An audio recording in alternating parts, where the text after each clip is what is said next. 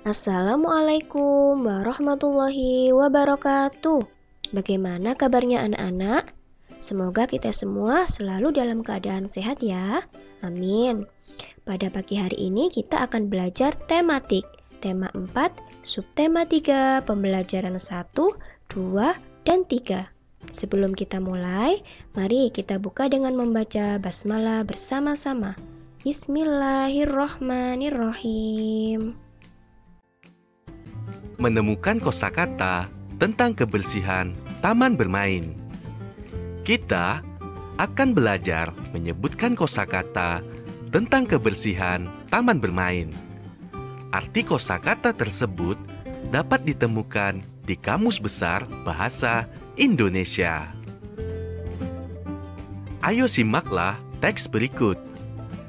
Kita akan mencari kosakata yang berkaitan dengan kebersihan taman bermain. Mei berkata, "Taman ini sangat nyaman ya. Aku suka bermain di sini." Komang berkata, "Iya Mei, taman ini bersih dan asri." Mei, "Itu karena ada banyak pepohonan yang membuat udara terasa sejuk. Kita harus menjaga kebersihan taman ini, Komang." Komang, "Betul Mei, kita tidak boleh membuang sampah sembarangan." Coba kamu lihat kembali kosakata yang bercetak tebal pada percakapan tadi. Kosakata yang bercetak tebal tersebut berkaitan dengan kebersihan taman bermain. Arti kosakata tersebut dapat ditemukan di Kamus Besar Bahasa Indonesia. Contohnya, sejuk artinya terasa agak dingin dan segar. Asri artinya indah dan sedap dipandang mata. Membuat laporan pengamatan berdasarkan gambar. Kamu dapat membuat laporan pengamatan berdasarkan gambar. Sebelum melakukan pengamatan, tentukan hal yang ingin kamu amati. Misalnya, kamu ingin mengamati kebersihan lingkungan. Catatlah hal-hal yang berkaitan dengan ciri-ciri lingkungan yang bersih. Tulislah pengamatanmu dengan kalimat sederhana.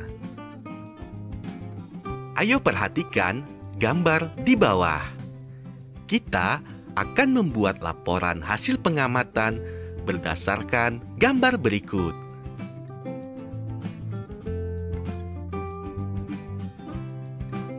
Contoh laporan hasil pengamatan gambar. Lapangan itu terlihat bersih.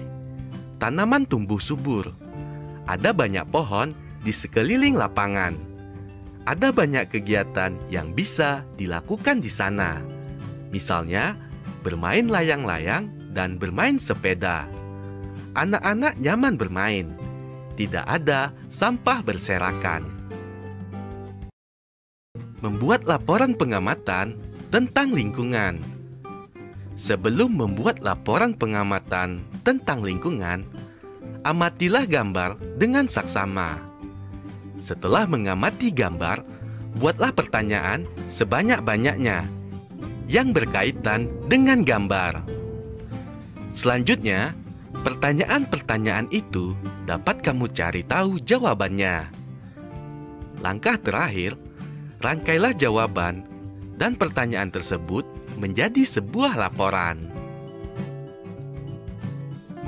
Ayo perhatikan contoh pertanyaan berikut. Pertanyaan pertama, apa yang terjadi pada gambar? Kedua, di mana peristiwa itu terjadi? Ketiga, kapan peristiwa itu terjadi? 4. Siapa saja tokoh dalam peristiwa pada gambar? Pertanyaan-pertanyaan itu dapat kamu cari tahu jawabannya. Rangkailah jawaban dan pertanyaan tersebut menjadi sebuah laporan pengamatan yang utuh. Karya seni dua dimensi. Karya seni dua dimensi adalah karya seni yang memiliki dua sisi saja, yaitu sisi panjang dan lebar. Contoh karya seni dua dimensi adalah gambar atau lukisan. Fungsi, alat dan bahan yang digunakan dalam menggambar. Yang pertama, pensil. Pensil fungsinya untuk membuat sketsa. Penghapus fungsinya untuk membersihkan dan merapikan gambar. Penggaris fungsinya untuk membuat garis tepi atau sketsa. Rautan fungsinya untuk meraut pensil. Selanjutnya, buku gambar fungsinya untuk media gambar. Krayon dan cat air fungsinya untuk mewarnai sketsa. Kuas fungsinya untuk merapikan saat mewarnai menggunakan cat air. Palet fungsinya untuk menyimpan cat air. Langkah-langkah membuat gambar dua dimensi. Langkah yang pertama, menentukan tema sesuai dengan cerita yang ingin disampaikan. Langkah yang kedua, menyiapkan alat dan bahan sesuai kebutuhan untuk menggambar. Langkah ketiga, membuat sketsa gambar pada media gambar. Langkah keempat, mewarnai sketsa menggunakan pewarna seperti krayon, pensil warna, atau cat air. Karya seni rupa tiga dimensi. Karya seni tiga dimensi adalah karya seni yang memiliki tiga sisi, yaitu sisi panjang, lebar, dan tinggi.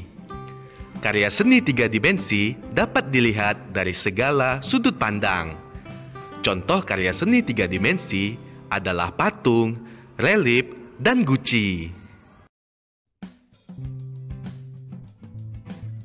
Guci adalah benda tiga dimensi yang terbuat dari tanah liat. Selain tanah liat, pembuatan guci juga membutuhkan alat dan bahan lain. Misalnya, media alas, meja putar, atau alat pengukir. Ruas garis pada bangun ruang. Kamu sudah mengenal ruas garis pada bangun datar. Pada bangun ruang juga terdapat ruas garis. Ruas garis pada bangun ruang disebut rusuk. Perhatikan bangun ruang berbentuk kubus berikut. Ayo perhatikan bentuk bangun ruang kubus pada gambar berikut. Perhatikan juga huruf-hurufnya. Ruas garis pada kubus di samping adalah AB, BC, CD, AD, EF, FG, GH, EH, AE, BF, CG, dan DH. Kubus mempunyai 12 ruas garis. Sekarang, ayo perhatikan bangun ruang berbentuk balok berikut. Ruas garis pada balok di samping adalah PQ, QR, RS, PS, TU, UV, VW, TW, PT, QU, RP, dan SW. Balok mempunyai 12 ruas garis.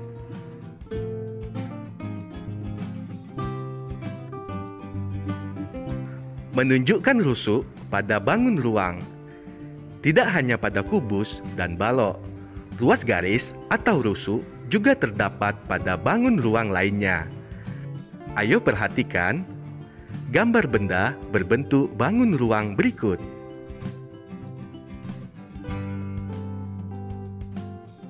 Prisma segitiga. Bangun di samping adalah prisma segitiga. Rusuk pada prisma segitiga adalah AB, BC, AC, DE, EF, DF, AD, BE, dan CF. Prisma segitiga mempunyai 9 rusuk.